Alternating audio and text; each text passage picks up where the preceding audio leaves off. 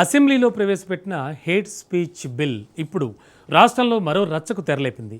ప్రజాస్వామ్యాన్ని ఖూనీ చేసే కుట్రతోనే hate speech bill అంటూ ప్రతిపక్షాలు ఫైర్ అవుతుంటే సమాజంలో శాంతి ఐక్యత కోసం ఈ చట్టం కావాల్సిందే అని సర్కార్ అంటోంది. ఇంతకు ఆ హేట్ స్పీచ్ బిల్లులో అసలేముంది? ఈ బిల్లుపై విపక్షాలకున్న అనుమానాలేంటి, అభ్యంతరాలేంటి, అసలు సర్కార్ ఆలోచన ఏంటి? Let's watch.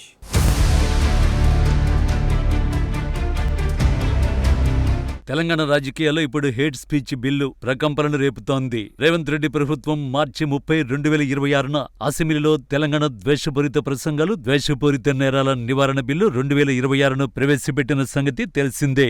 ప్రధానంగా మతం, జాతి, కులం, లింగం, ప్రాంతం ఆధారంగా ద్వేషపూరిత వ్యాఖ్యలు, ప్రేరేపించే ప్రసంగాలను నియంత్రించడానికి రేవంత్ సర్కార్ హేట్ స్పీచ్ బిల్లు తీసుకొచ్చింది. అయితే బిల్లుపై అసెంబ్లీలో ప్రతిపక్షాలు రచ్చ చేయడంతో స్పీకర్ బిల్లును సెలెక్ట్ కమిటీకి అప్పగించారు. దీంతో ప్రస్తుతం బిల్లు పాస్కు బ్రేక్ పడినప్పటికీ ఈ బిల్లుపై ప్రతిపక్షాలు తీవ్ర అభ్యంతరాలు వ్యక్తం చేస్తుండటంతో ఇప్పుడు ఈ బిల్లు హాట్ టాపిక్ గా మారింది.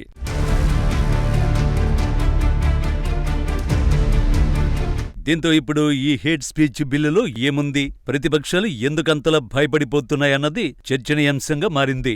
దీని ప్రకారం ద్వేషపూరిత ప్రసంగం అంటే మతం, కులం, జాతి, లింగం, భాష, తెగల వంటి కారణాలతో ఎవరైనా ఒక వ్యక్తి లేదా సమూహం లేదా సమాజం మీద విద్వేష ప్రసంగాలు చేయడం నేరం. ద్వేషపూరిత ప్రసంగాలు, సభలు, సమావేశాలు social media, WhatsApp, Facebook, X ఇలా ఏ వేదికపై చేసినా నేరమే.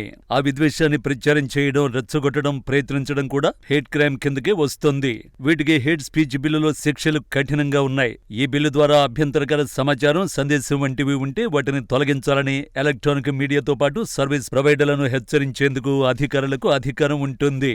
ఈ బిల్లు చట్టరూపం దాలిస్తే ఇకపై మీడియా, సోషల్ మీడియాలోనే కాక రచనల్లో సైతం ఇష్టం వచ్చినట్టు వ్యాఖ్యలు చేసిన, రెచ్చగొట్టేలా పోస్టులు చేసిన జైలు శిక్షతో పాటు జరిమానా తప్పదని హెచ్చరిస్తున్నారు. ఇక హేట్ స్పీచ్ కేసుల్ని త్వరగా పరిష్కరించేందుకు ప్రత్యేక కోర్టులు కూడా ఏర్పాటు చేయనుంది సర్కార్.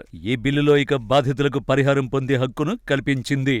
అయితే ఇప్పుడు ఈ బిల్లులో పేర్కొన్న అంశాలు, పోలీసులకు ఇచ్చిన పవర్స్ పై ప్రతిపక్షాలు తీవ్ర అభ్యంతరాన్ని వ్యక్తం చేస్తున్నాయి. సర్కారు తెస్తున్న ఈ హేట్ స్పీచ్ బిల్లు రాజ్యాంగంలోని భావ ప్రకటన స్వేచ్ఛను హరిస్తోందని అంటున్నాయి ప్రతిపక్షాలు. ప్రభుత్వాన్ని విమర్శించే వారిని లక్ష్యంగా చేసుకునే ప్రమాదం పొంచి ఉందని, అందుకే వ్యతిరేకిస్తున్నామంటున్నాయి ప్రతిపక్ష పార్టీలు.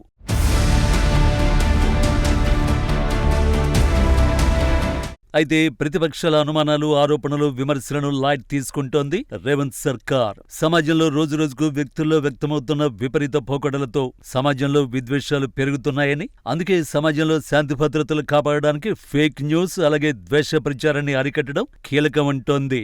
అందుకే సామాజిక ఐక్యత కోసం ఈ బిల్లు చట్టంగా మారాల్సిన అవసరం ఎంతైనా ఉంది అన్నది సర్కార్ వాదన. అయితే గత ఏడాది డిసెంబర్లో కర్ణాటక ప్రభుత్వం సైతం ఇలాంటి బిల్లునే తేవడం, దాన్ని బీజేపీ తీవ్రంగా వ్యతిరేకించడం జరిగింది. సరిగ్గా అదే సీన్ ఇప్పుడు తెలంగాణలో సైతం రిపీట్ అయింది.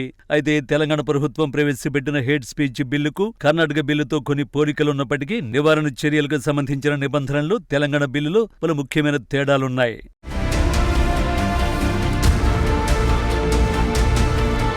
మరోవైపు ఈ బిల్లుపై సోషల్ మీడియాలో జోరుగానే చర్చ సాగుతోంది. ప్రభుత్వం శాంతి భద్రతల పేరు చెప్పి సోషల్ మీడియాపై నియంత్రణ చేసేలా బిల్లు తీసుకొస్తోంది అంటున్నారు.